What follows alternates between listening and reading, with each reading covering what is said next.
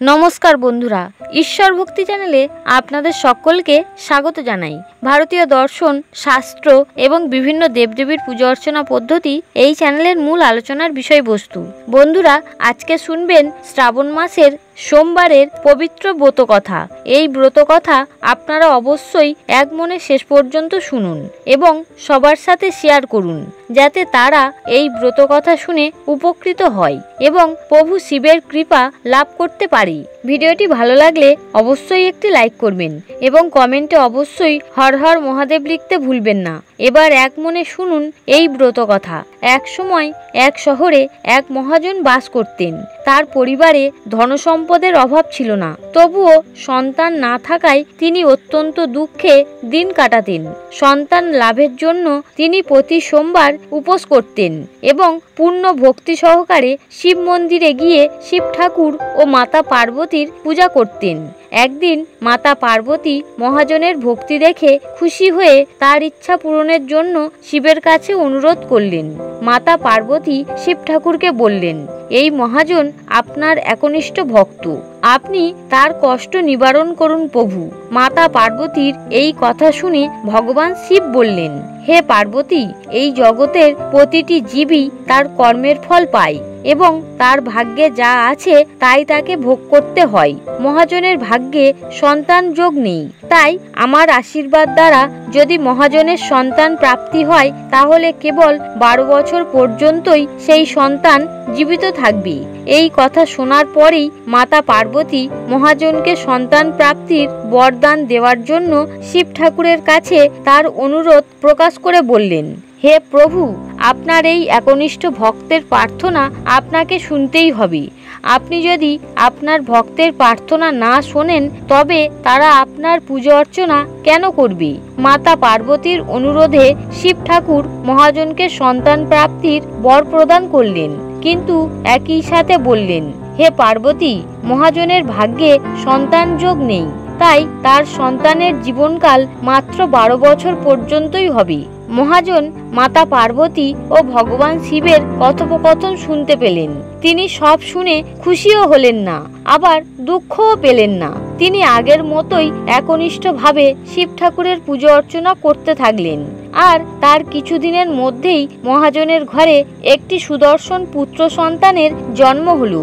আনন্দিত হয়ে মহাজনের পরিবার ধুমধাম করে শিব ঠাকুরের পূজা দিল, কিন্তু মহাজনের মনের অবস্থা আগের মতোই রয়ে গেল। তিনি নিয়মিত শিব ঠাকুরের পূজা করতে থাকলেন এবং সন্তানের স্বল্প আয়ুর সত্যটি সবার থেকে লুকিয়ে রাখলেন। এইভাবেই সময় বয়ে গেল। তারপর ছেলেটির বয়স যখন 11 বছর হলো, মহাজনের স্ত্রী চাইলেন তার বিবাহ দিতে, কিন্তু মহাজন তাকে শিক্ষা লাভের উদ্দেশ্যে কাশী পাঠানোর সিদ্ধান্ত নিলেন। তাই মহাজন তার ছেলের মামাকে ডেকে অনেক টাকা দিয়ে বললেন, আপনি আমাদের ছেলেকে জ্ঞান অর্জনের জন্য কাশীতে নিয়ে যান এবং পথে যে স্থানে থামবেন সেখানে যজ্ঞ করে ব্রাহ্মণদের অন্ন ও দক্ষিণা দিয়ে এগিয়ে যাবেন। মামা ও ভাগ্নে দুজনেই কাশীর দিকে যাত্রা করলেন। পথে থামলেন ও যজ্ঞ করলেন এবং ব্রাহ্মণদের দান দক্ষিণা দিয়ে এগিয়ে চললেন। তারা রাতে এক শহরে এক মহল দেখতে পেলেন। সেখানে এক রাজার মেয়ের বিয়ে হচ্ছিল, কিন্তু যে রাজপুত্রকে সে বিয়ে করতে যাচ্ছিল তার একটা চোখ কানা ছিল। তাই রাজপুত্র এই সত্যটি লুকানোর জন্য একটি পরিকল্পনা করল। মহাজনের ছেলেকে দেখে তার মাথায় একটা বুদ্ধি এলো। সে মহাজনের ছেলেকে বর সাজিয়ে রাজকন্যার সাথে বিয়ে দিয়ে তারপর তাকে অর্থ দিয়ে বিদায় করে রাজকন্যাকে নিজের শহরে নিয়ে যাওয়ার জন্য ফন্দি আঁটল। রাজকন্যার সাথে মহাজনের ছেলের বিয়ে হলো, কিন্তু মহাজনের ছেলে সৎ ছিল। বিষয়টি তিনি ন্যায্য মনে করেননি, তাই সুযোগ বুঝে রাজকন্যার অন্যায় তিনি লিখে দিলেন, তুমি আমাকে বিয়ে করেছো, কিন্তু যে রাজপুত্র তোমাকে সঙ্গে নিয়ে যাবে তার এক চোখ অন্ধ। আমি কাশীতে পড়তে যাচ্ছি। রাজকুমারী ওড়নার গায়ে লেখা কথাগুলো পড়ে ফেললেন এবং বাবা মাকে বিষয়টি শোনালেন। কথাগুলো শোনার পর মহারাজ তার মেয়ের বিদায় পর্ব বাতিল করলেন এবং বরযাত্রীদের ফিরিয়ে দিলেন। অন্যদিকে মহাজন মহাজনের ছেলে ও তার মামা কাশী পৌঁছে সেখানে যজ্ঞ করলেন। তারপর যেদিন ছেলেটির বয়স 12 বছর পূর্ণ হলো সেদিনও একটি যজ্ঞ করা হলো। ছেলেটি তার মামাকে বললেন, আমি অসুস্থ বোধ করছি। মামা বললেন, তুমি ভিতরে গিয়ে আরাম করো। এর অল্প সময়ের মধ্যে শিব ঠাকুরের কথা অনুযায়ী ঠিক 12 বছর বয়সে ছেলেটির জীবন চলে গেল। মৃত ভাগ্নেকে দেখে মামা দুঃখে আর্তনাদ করতে থাকেন। কাকতালীয়ভাবে একই সময়ে সেখান থেকে শিব ঠাকুর ও মা পার্বতী যাচ্ছিলেন। মাতা পার্বতী ভগবানকে বললেন, হে প্রভু, এই কান্নার আওয়াজ আমি যে আর সহ্য করতে পারছি না। আপনাকে অবশ্যই এই ব্যক্তির কষ্ট দূর করতে হবে। শিব ঠাকুর তখন মৃত ছেলেটির কাছে গিয়ে বললেন, এই সেই মহাজনের ছেলে যাকে আমি 12 বছর জীবনকালের বর দিয়েছিলাম। এখন তার আয়ু শেষ হয়েছে। কিন্তু তখন মাতা পার্বতী মাতৃ অনুভূতিতে অভিভূত হয়ে বললেন, হে প্রভু, আপনি দয়া করে এই ছেলেটিকে জীবন দান করুন, অন্যথায় পুত্রের মৃত্যু শোকে বিহ্বল হয়ে যন্ত্রণায় তার পিতামাতারও মৃত্যু হবে। মাতা পার্বতীর অনুরোধে ভগবান শিব ছেলেটিকে জীবন দান করলেন। ভগবান শিবের কৃপায় ছেলেটি পুনর্জীবিত হলো। তারপর লেখাপড়া শেষ করে ছেলেটি তার মামার সাথে বাড়ির পথে যাত্রা শুরু করলো।